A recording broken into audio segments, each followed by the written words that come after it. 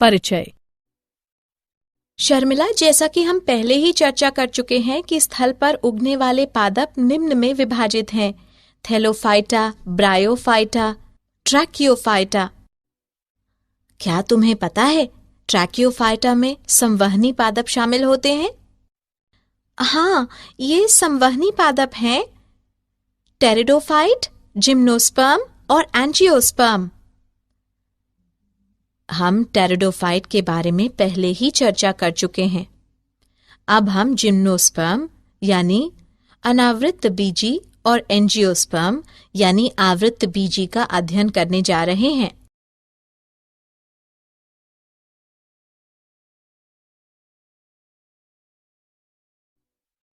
उद्देश्य: इस पाठ के अंत में आप निम्न करने में सक्षम हो जाएंगे: जिम्नोस्पर्म की मुख्य विशेषताएं जानना, जिम्नोस्पर्म में जनन, जिम्नोस्पर्म के विभिन्न प्रभागों का अध्ययन यानी साइकेडोफाइटा, गिंकगोफाइटा, जिनेटोफाइटा और कोनीफेरोफाइटा। एंजियोस्पर्म की मुख्य विशेषताओं का अध्ययन, एंजियोस्पर्म में जनन, कुछ महत्वपूर्ण एंजियोस्पर्म के जीवन चक्र को समझना, पादप जीवन चक्र और पीढ़ी एकांतरण का अध्ययन।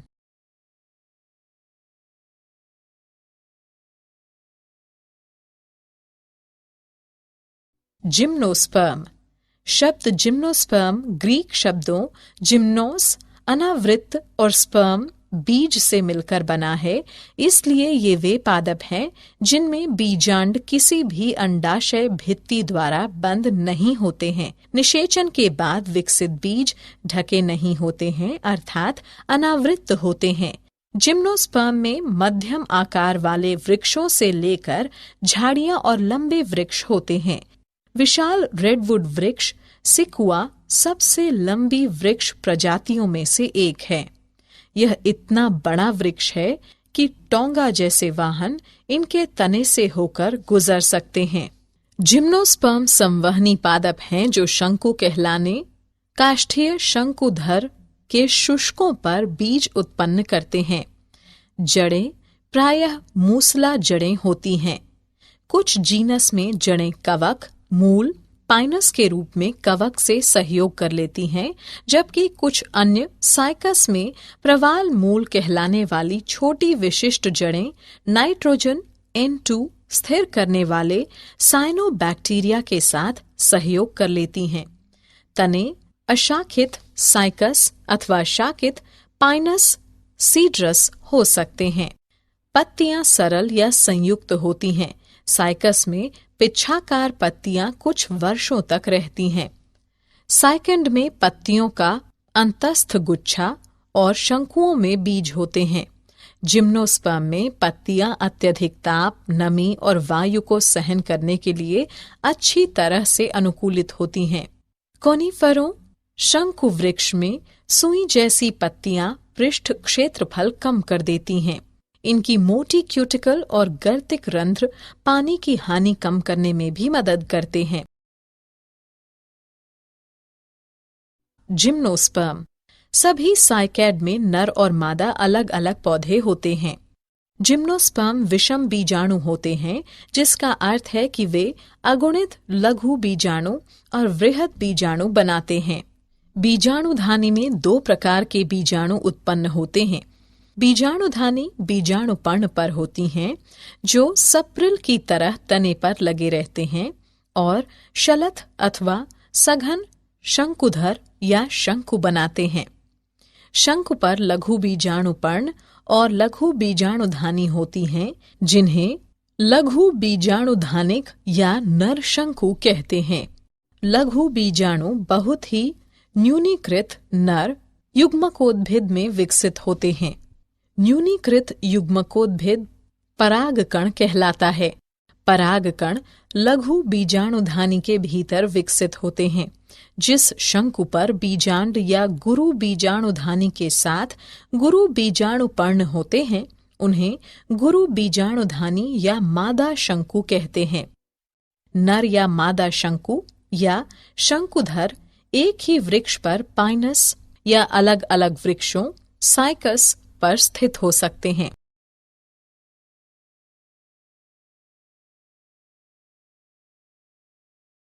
जिम्नोस्पर्म जनन। गुरु बीजाणु मात्र कोशिका बीजांडकाय की एक कोशिका से विभेदित हो जाती है। बीजांडकाय एक अस्तर द्वारा सुरक्षित रहता है और यह सघन संरचना बीजांड कहलाती है। बीजांड गुरु बीजाणु पर्ण पर होते हैं जो एक गुच्छा बनाकर मादा शंकु बनाते हैं। गुरु बीजाणु मात्र कोशिका अर्धसूत्री विभाजन करके 4 गुरु बीजाणु बनाती हैं। एक गुरु बीजाणु एक बहुकोशिकीय मादा युग्मकोद्भिद में विकसित होता है, जिसमें 2 या 2 से अधिक स्त्रीधानी या मादा जनन अंग होते हैं। जिम्नोस्पर्म में नर और मादा युग्मकोद्भिद का स्वतंत्र अस्तित्व नहीं होता है।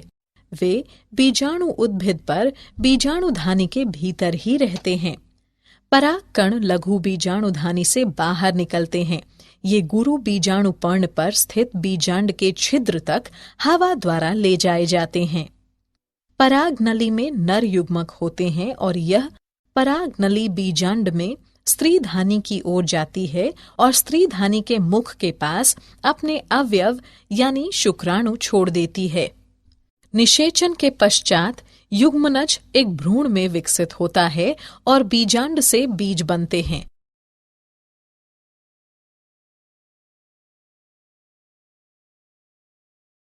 साइकेडोफाइटा। जिम्नोस्पर्म के 4 प्रभाग होते हैं। Cycadophyta, cycas, गिंकोफाइटा, ginkgo, जिनीटोफाइटा, ephedra, कोनिफेरोफाइटा, Pinus. सबसे प्रसिद्ध प्रजाति साइकस रिवोल्यूटा है।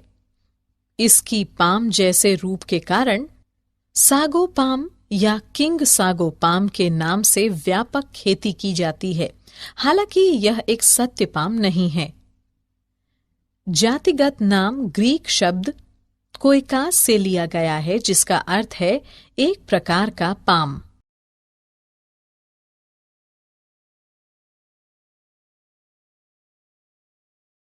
गिंकगोफाइटा। प्रभाग गिंकगोफाइटा में केवल एक जीवित प्रजाति गिंकगो बायलोबा आती है। गिंकगो बायलोबा की पत्तियां सपाली होती हैं। गिंकगो में नर और मादा वृक्ष अलग अलग होते हैं।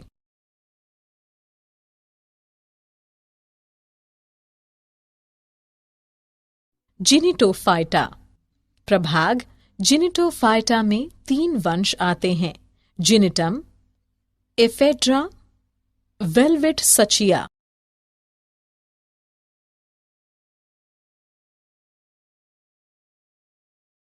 कोनिफेरोफाइटा। कोनिफेरोफाइटा जिम्नोस्पर्म का सबसे बड़ा और अधिक विविधता वाला प्रभाग है। अधिकतर कोनिफर्स सदाबहार होते हैं। इनमें वर्ष भर पत्तियां लगी रहती हैं। बहुत कम पर्णपाती होते हैं। एक ही समय पर अपनी सभी पत्तियां गिरा देते हैं।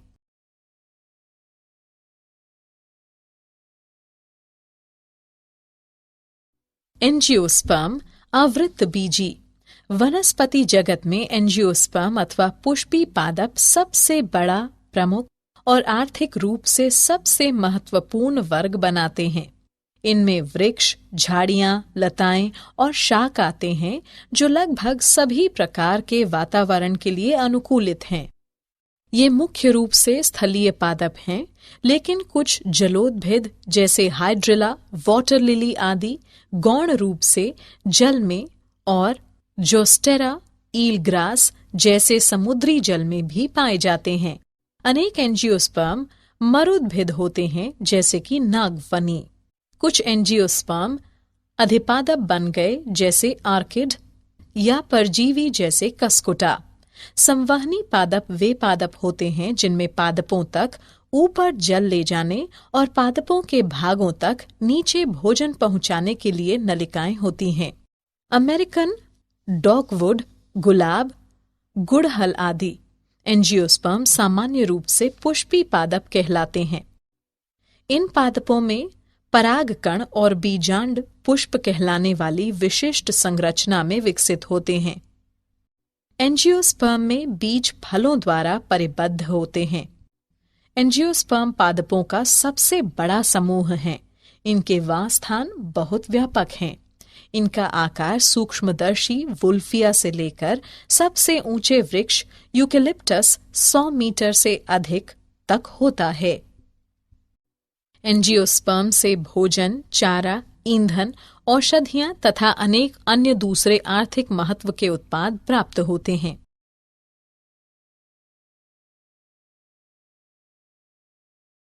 एंजियोस्पर्म जनन। एंजियोस्पर्म को 2 वर्गों में बांटा गया है। द्विबीजपत्री पौधों के बीजों में 2 बीजपत्र, जबकि एक बीजपत्री में केवल एक बीजपत्र होता है। पुष्प में नर लैंगिक अंग पुंकेसर है। प्रत्येक पुंकेसर एक बेलनाकार तंतु का बना होता है, जिसके शीर्ष पर एक परागकोश यानी परागपुट होता है। अर्धसूत्री विभाजन के बाद परागकोश में परागकण बनते हैं। पुष्प में मादा लैंगिक अंग स्त्री केसर अथवा अंडप होते हैं। स्त्री केसर में अंडाशय होता है, जिसके अंदर एक या एक से अधिक बीजांड होते हैं। बीजांड के अंदर बहुत ही न्यूनीकृत मादा युग्मकोद्भिद होता है, जिसे भ्रूण कोश कहते हैं। भ्रूण कोश भी अर्धसूत्री विभाजन द्वारा बनता है। इसलिए भ्रूण कोश की प्रत्येक कोशिका अगुणित होती है। प्रत्येक भ्रूण कोश में 3 कोशिकीय अंड समुच्चय, 1 अंड कोशिका और 2 सहायक कोशिकाएं, 3 प्रतिव्यासांत कोशिकाएं तथा 2 ध्रुवीय केंद्रक होते हैं। ध्रुवीय केंद्रक अंततः आपस में जुड़कर द्विगुणित द्वितीयक केंद्रक बनाती हैं। परागकण परागकोश से निकलने के बाद हवा या विभिन्न अन्य एजेंसियों द्वारा स्त्री केसर के वर्तिकाग्र पर स्थानांतरित कर दिए जाते हैं। यह परागगण कहलाता है। परागकण वर्तिकाग्र पर अंकुरित होते हैं और जिसके परिणाम स्वरूप परागनली बनती है। परागनली वर्तिकाग्र तथा वर्तिका के ऊतकों के बीच से होती हुई बीजांड तक पहुंचती है। परागनली भ्रूण कोश में प्रवेश करती है, जहां 2 नर युग्मक मुक्त होते हैं। इनमें से एक नर युग्मक अंड कोशिका के साथ संलयन करके एक युग्मनज यानी युग्मक संलयन बनाती है। दूसरा नर युग्मक द्विगुणित द्वितीयक केंद्रक के साथ संलयन करके त्रिगुणित प्राथमिक भ्रूण पोष केंद्रक बनाती है। 2 संलयन के कारण यह घटना द्विनिषेचन कहलाती है। यह एंजियोस्पर्म का अद्वितीय गुण है। युग्मनज 1 या 2 बीजपत्र के साथ एक भ्रूण में विकसित हो जाता है और प्राथमिक भ्रूण पोष केंद्रक भ्रूण पोष में विकसित हो जाता है, जो विकसित हो रहे भ्रूण को पोषण प्रदान करता है। सहायक कोशिकाएं और प्रतिव्यासांत निषेचन के बाद लुप्त हो जाती हैं। इस घटना के दौरान बीजांड बीज में विकसित हो जाते हैं और अंडाशय फल में विकसित हो जाते हैं।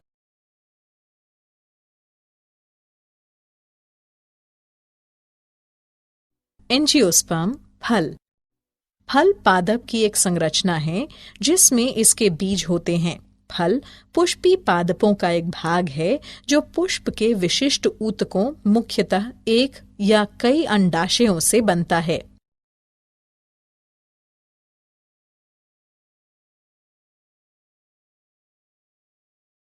एंजियोस्पर्म बीज और बीज प्रकीर्णन।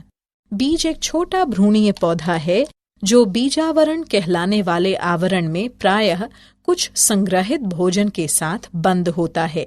यह जिम्नोस्पर्म एवं एंजियोस्पर्म पादपों के परिपक्व बीजांड का उत्पाद है, जो निषेचन के बाद बनता है और मात्र पादप के भीतर कुछ वृद्धि करता है। जनक पादप से दूर बीजों का संचलन या परिवहन बीज प्रकीर्णन है। बीज विभिन्न तरीकों से परीक्षित हो सकते हैं। हवा द्वारा प्रकीर्णन, जंतुओं द्वारा प्रकीर्णन, पक्षियों द्वारा प्रकीर्णन, जल द्वारा प्रकीर्णन, मनुष्यों द्वारा प्रकीर्णन।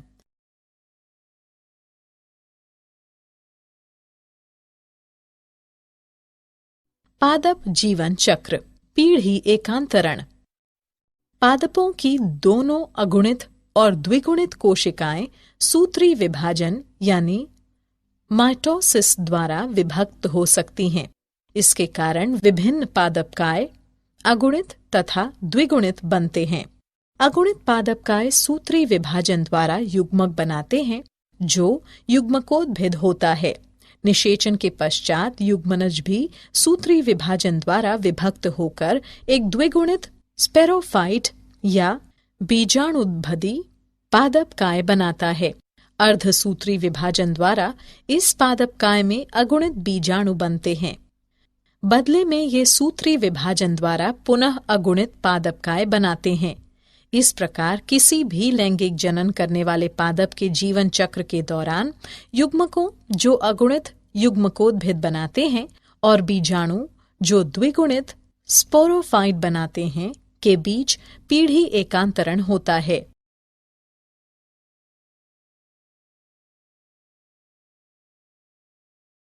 पीढ़ी एकांतरण अगुणितक जीवन चक्र। विभिन्न पादप समूहों में अलग अलग पीढ़ी एकांतरण पैटर्न पाया जाता है। अगुणितक जीवन चक्र में बीजाणु उद्भिद संतति में केवल एक कोशिकीय युग्मनज होता है। उसमें कोई मुक्त जीवी स्पोरोफाइट नहीं होता है। युग्मनज में मियोसिस विभाजन होता है जिससे अगुणित बीजाणु बनते हैं। अगुणित बीजाणु में माइटोसिस विभाजन द्वारा युग्मकोद्भिद बनता है। ऐसे पादपों में प्रभावी प्रकाश संश्लेषी अवस्था मुक्तजीवी युग्मकोद्भिद होती है। उदाहरण वॉल्वॉक्स, स्पायरोगायरा और क्लेमाइडोमोनास की कुछ स्पीशीज में इस प्रकार का पैटर्न होता है।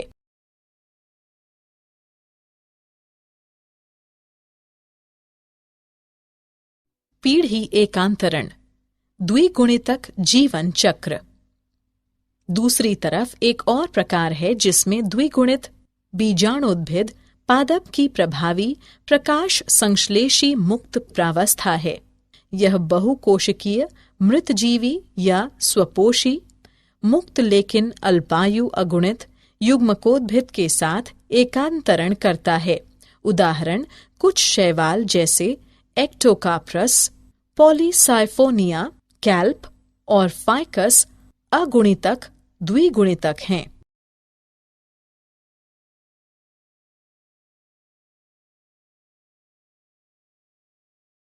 पीढ़ी एकांतरण अगुणितक द्विगुणितक जीवन चक्र। प्रभावी मुक्त प्रकाश संश्लेषी थैलसाब अथवा सीधी अवस्था अगुणितक युग्मकोद्भिद में होती है और यह जुड़े रहने और पोषण के लिए पूर्ण अथवा आंशिक रूप से युग्मकोद्भिद पर निर्भर अल्पजीवी बहुकोशिकीय बीजाणुद्भिद के साथ एकांतरण करता है। युग्मोद्भिद प्रवस्था एक कोशिकीय से लेकर कुछ कोशिकीय अगुणित होती है। उदाहरण सभी बीज वाले पौधे अर्थात जिम्नोस्पर्म और एंजियोस्पर्म में यह पैटर्न होता है।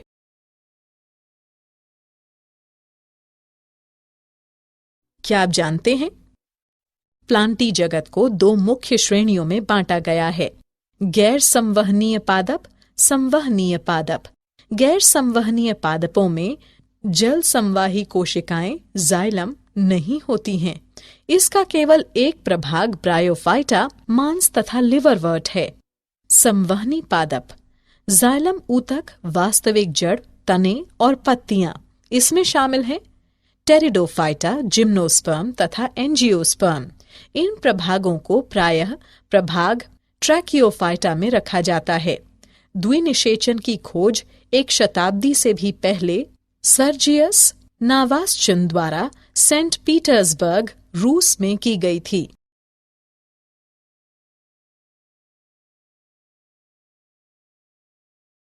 सारांश। आइए हमने जो कुछ सीखा है उसे संक्षेप में दोहराएं। जिम्नोस्पर्म वे पादप हैं जिनमें बीजांड अंडाशय भित्ति से ढका नहीं होता है। निषेचन के बाद बीज अनावृत रहते हैं और इसलिए ये पादप अनावृत बीजी पादप कहलाते हैं। जिम्नोस्पर्म लघु बीजाणु और गुरु बीजाणु उत्पन्न करते हैं जो लघु बीजाणुधानी और गुरु बीजाणुधानी में बनते हैं। ये धानियां बीजाणु पर्ण में होती हैं। पराग कोश में अर्धसूत्री विभाजन के पश्चात पराग कण नर युग्मकोदिभद बनते हैं।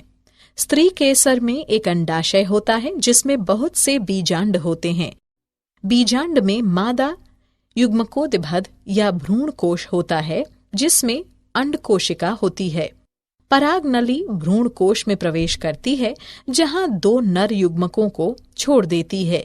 एक नर युग्मक अंड कोशिका यानी युग्मक संलयन के साथ और दूसरा द्विगुणित द्वितीयक केंद्रक त्रिसंलयन के साथ संलयन करता है।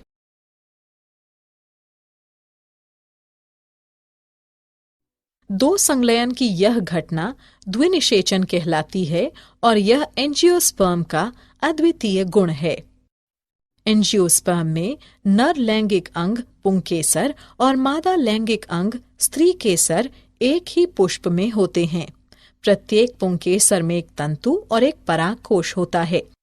एंजियोस्पर्म को 2 वर्गों में विभाजित किया गया है, द्विबीजपत्री और एक बीजपत्री। किसी भी लैंगिक जनन करने वाले पादप के जीवन चक्र के दौरान युग्मक उत्पन्न करने वाले अगुणित युग्मकोदिभद और बीजाणु उत्पन्न करने वाले द्विगुणित बीजाणुदिभद के बीच पीढ़ी एकांतरण होता है। हालांकि विभिन्न पादप समूहों तथा उनकी व्याष्टियों में जीवन चक्र के विभिन्न पैटर्न दिखाई दे सकते हैं, अगुणितक, द्विगुणितक या दोनों।